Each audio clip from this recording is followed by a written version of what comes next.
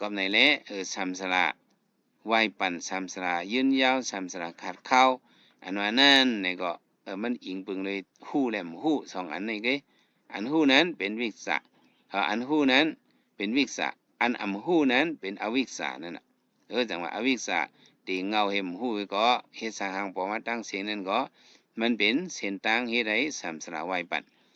บ่มีหยันตั้งหู้อันหนึ่งอันมาเข้าจิ้มจอมเอาในก็สามสระนี่ตีขัดเข้าก็เบิ่งหังก็เบิ่มีหยันหันเป็นรู้ฮู้จักลองเลยศึกษาตะลาเพราะว่ามีหยันหันเป็นรู้เอาในก็เนอเฮาอยู่ไวปั่นออกมาเนอสามสระลงในเนี่ยเฮาก็อยู่มาเนอ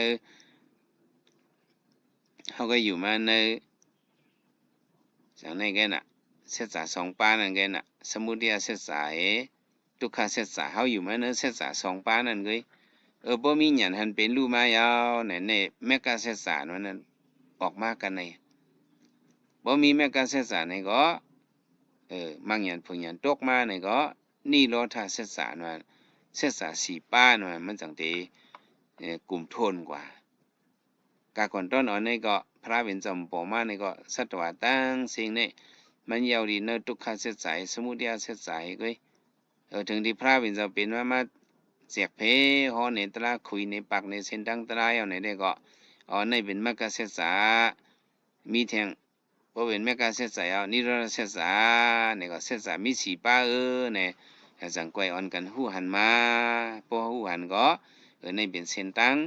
ออกมูลป่นหลอดเดียวอันปฏิจจสมุปบาทอนุลงในเป็นลายล็อกลายไวปั่นสามสระปฏิจจสมุปบาทปฏิลงในเป็นล็อกลายเตียบขัดปัดเป็ดสามสระเนี่ยเฮาเดินในป่องใส่ในเหมือนในเด้เปิงลงมันอันเฮาจะเอาไขลัดได้ก็ไขลัดว่าลายเตียบมันน่ะเนาะเฮาได้เตียบเลยก็เลยเนี่ยเตียบเลยดีภาษาปิเสียเวทนาในวงกลางนี่ก็เตียบเลยอยู่